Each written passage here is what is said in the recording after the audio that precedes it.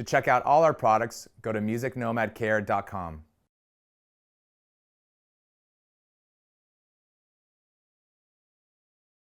So the first thing that we're going to do on this guitar is we're going to measure the neck relief.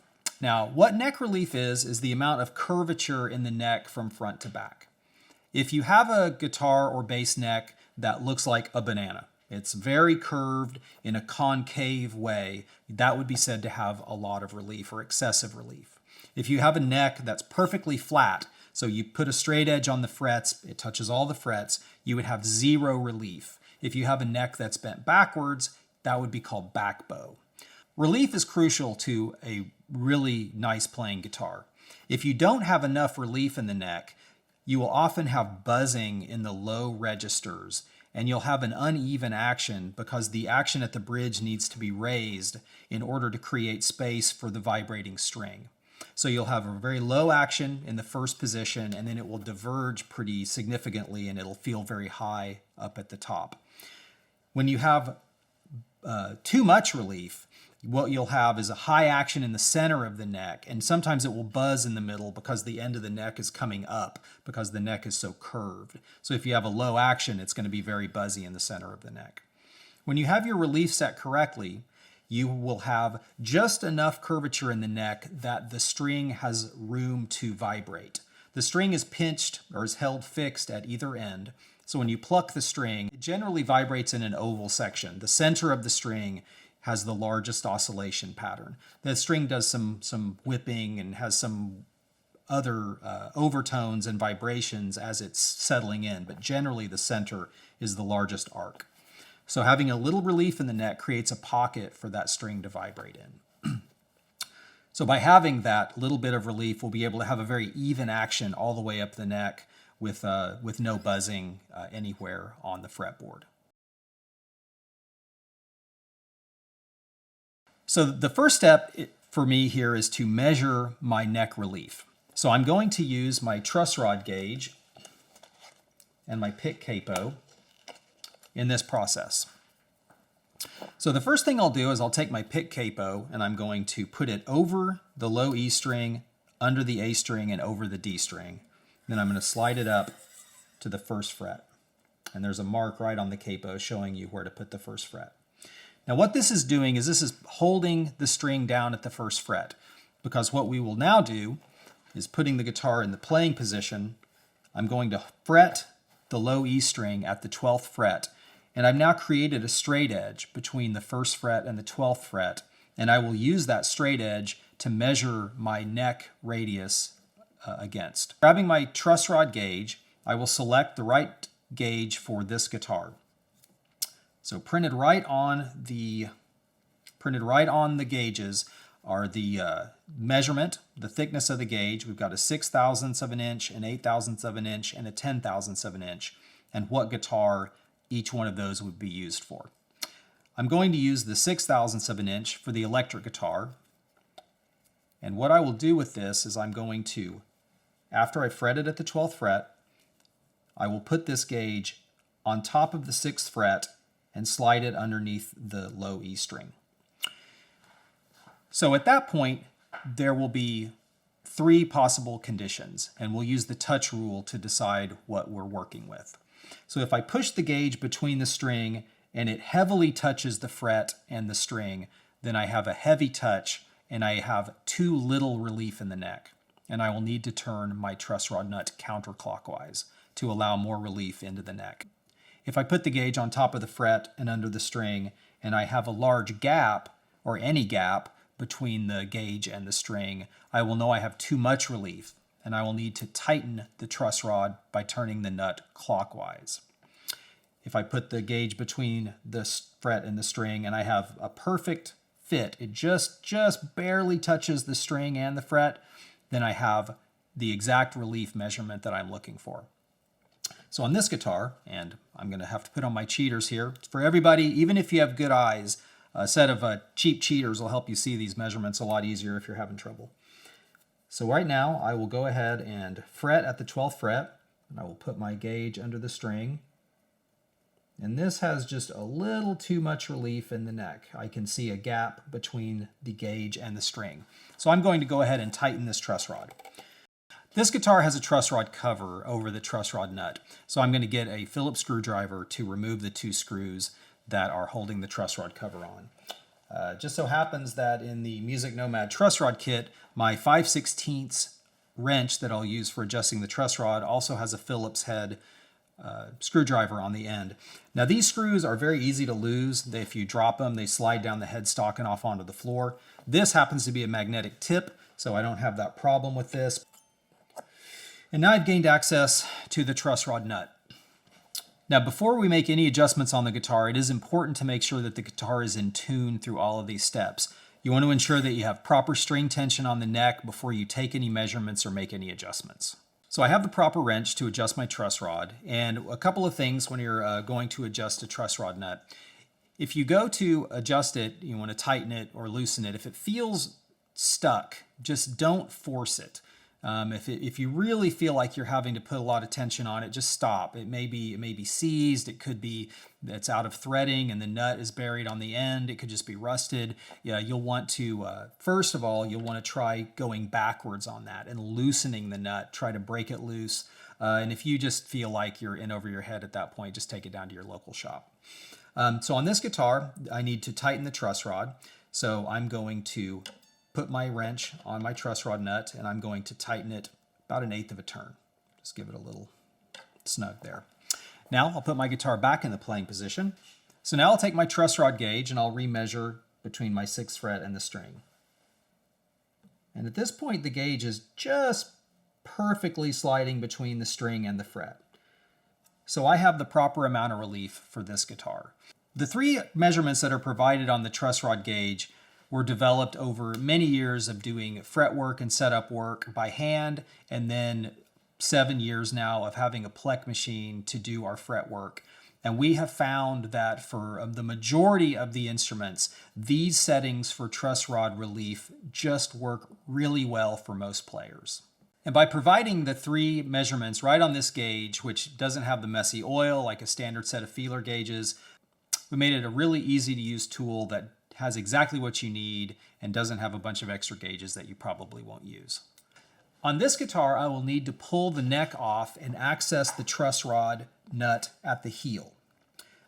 Sometimes you will see the pick guard has a lot of dings and burrs on it because people have tried to shortcut that and adjust the truss rod without pulling the neck off, but you really do just need to pull the neck and do it that way. So I'm going to go ahead and loosen my strings. And sometimes if the neck screws are loose enough in the body, often you can just loosen the neck and tilt it back a little bit and access the truss rod without dinging up the pick guard. So we shall see on this guitar. So I'll get my number 2 Phillips bit to loosen my neck bolts. Stand the guitar up.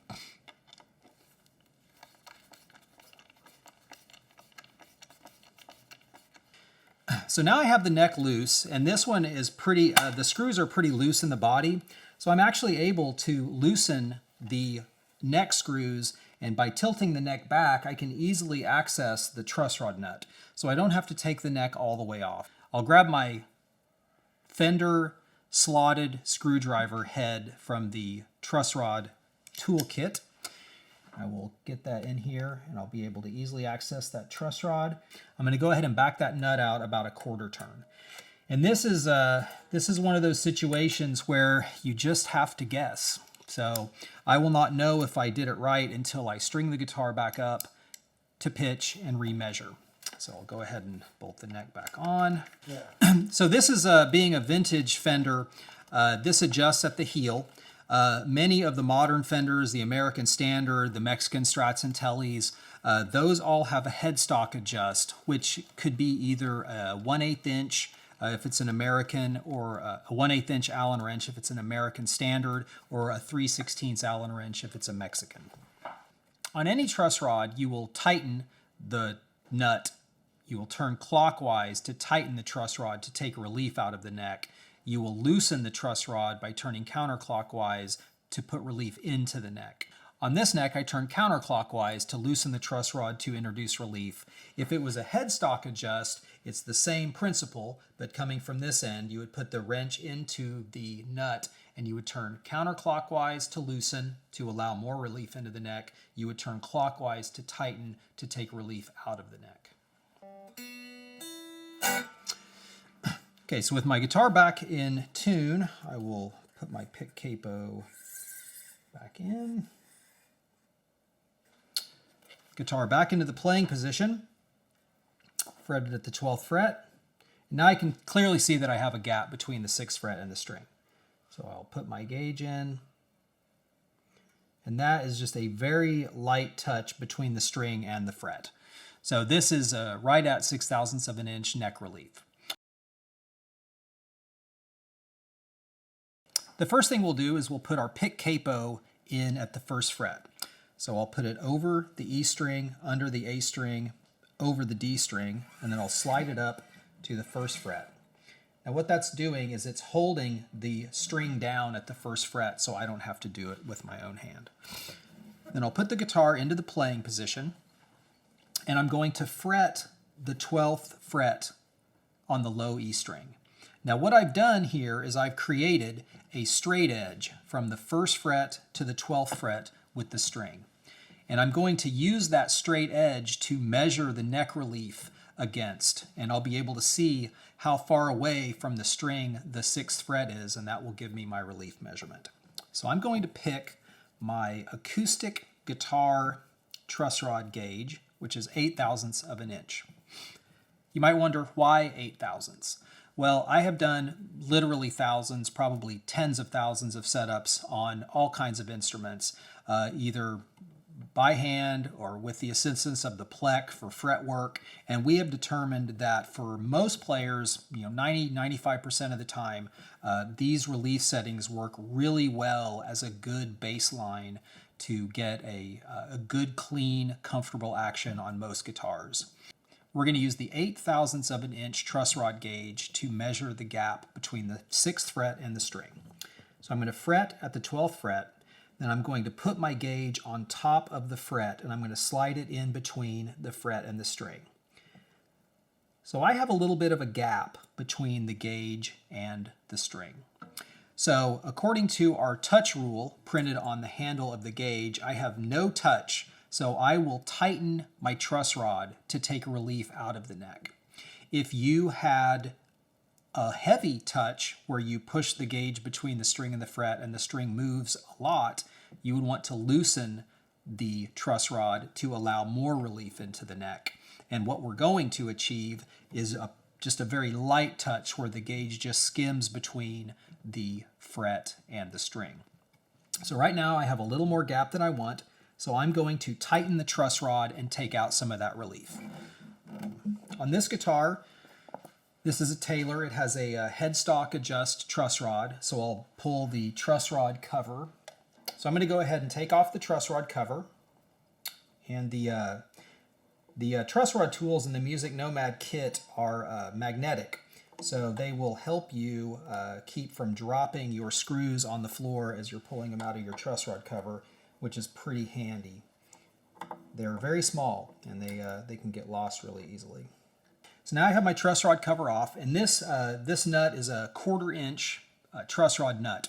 So I'm going to use my 1/4 inch wrench to put on this nut.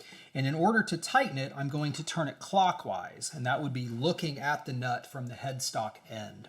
So I'm going to turn it clockwise about 1/8 of a turn. And a couple of things about tightening or even just adjusting your truss rod at all. If you go to turn the truss rod nut, whether it's a headstock adjust or a heel adjust, doesn't matter what kind, if it's extremely difficult to turn, feels like it seizes or just feels harder than you think it should, do not force it. Do not try to tighten it, just wait. You can try backing it off, you can loosen it and see if the nut will break loose. You can put some oil on the threads and then, try to be sure that the truss rod is working freely. If the truss rod is frozen and you can't get the proper relief curve in your neck, then you should take your guitar down to a qualified local repair shop and have them look into that. So on this guitar, I'm going to tighten the truss rod about 1/8 of a turn, and then I'm going to put the guitar back into the playing position, and I'm going to remeasure, fretting at the 12th fret.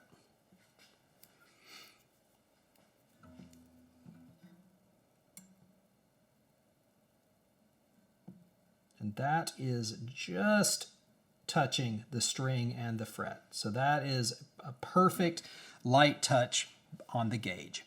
So I'll put the guitar in the playing position. I've got my pick capo in. I'm going to fret at the 12th fret. And then I'm going to use my 8th thou gauge, and I'm going to measure between the 6th fret and the low E string. And this has got what I would consider kind of a medium touch. It's a little too tight. So I'm going to loosen my truss rod just a bit and add relief to the neck till I have just the perfect light touch between the gauge and the string. So I'm going to go ahead and put the truss rod wrench down into the truss rod nut, which is located in the sound hole under the fingerboard extension. So I'm going to loosen this truss rod just a bit. So I'm going to go counterclockwise, just a hair. Pull that out. You want to be very careful whenever you're going in and out of the sound hole. You don't want to ding the wood on the edge of the sound hole with the wrench. It's easy not to, but it's easy to do it if you aren't paying attention. So just be careful there. Now that I've made that adjustment, I'm going to put the guitar back in the playing position, and I'm going to remeasure.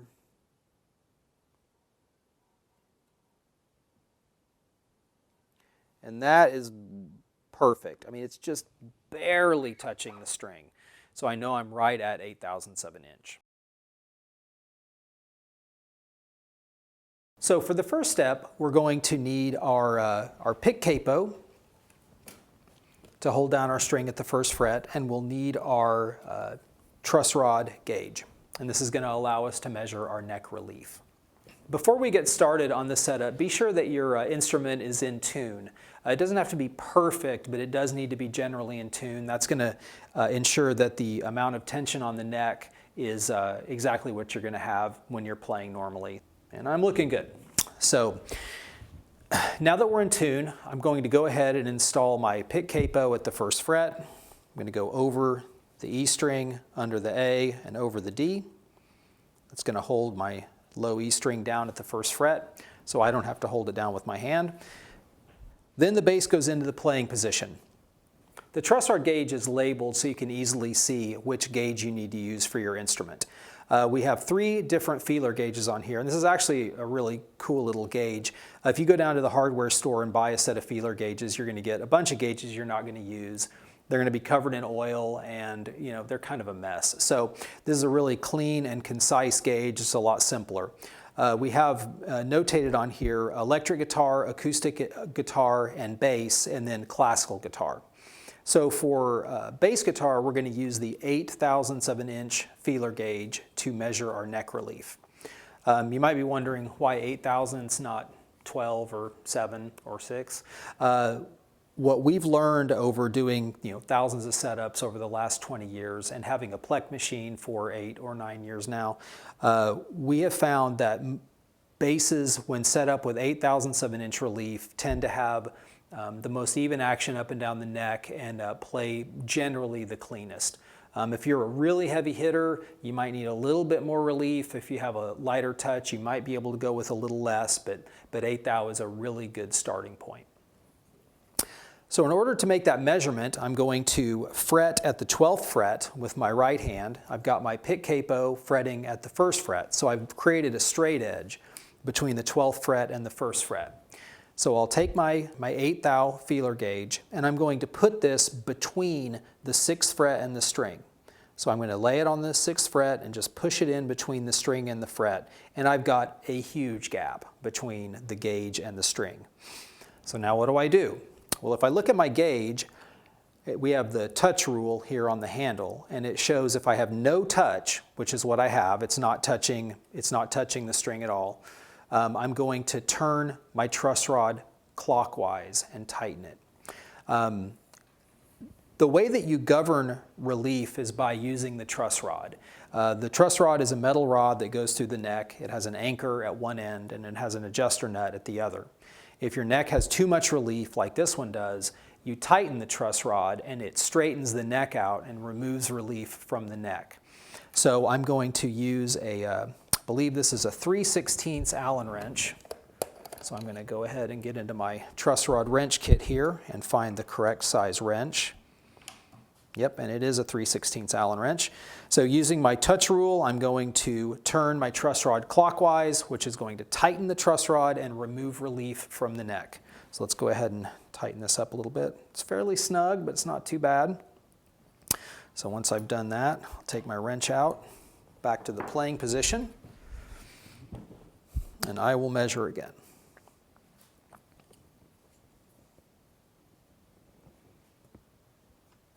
Still got quite a bit of relief there.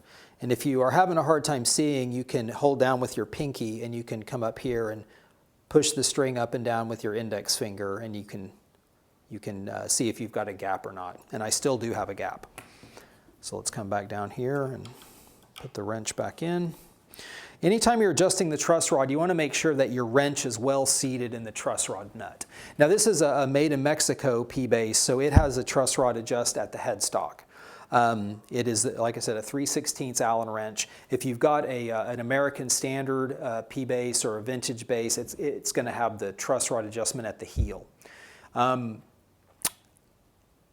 When you have a heel adjust truss rod, you have to take the neck off the base in order to adjust the truss rod. Best thing to do is loosen your strings, loosen your neck bolts, pull the neck up. And sometimes you can just tilt the neck back and access the truss rod nut, but sometimes you have to pull the neck all the way off, tighten it. You're just going to have to guess how much or loosen it depending on what you need to do, and then put it back on, string it back to pitch, and remeasure. And then you've just got to go through that process until you get the truss rod where you want it.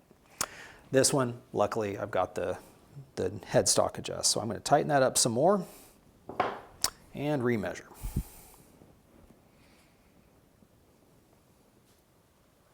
That's looking a lot better. So now I think that we are just about there. Got just a tiny bit more to go.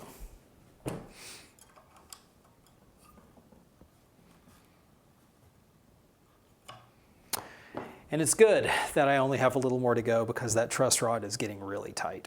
You have to know, by feel when to stop. Luckily, I hit my relief measurement that I want right as the truss rod was really getting to the point where I wouldn't want to adjust it any further. If you start to adjust your truss rod and it feels like it doesn't want to turn, just do not force it.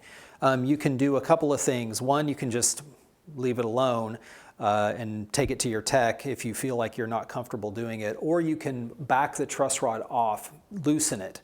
Sometimes it'll pop and then you can loosen it up and put a little bit of oil on the nut and then put it back in, and it'll start working a lot more easily. For detailed videos on how to use each gauge during the setup process, please visit MusicNomadCare.com for all our how-to videos.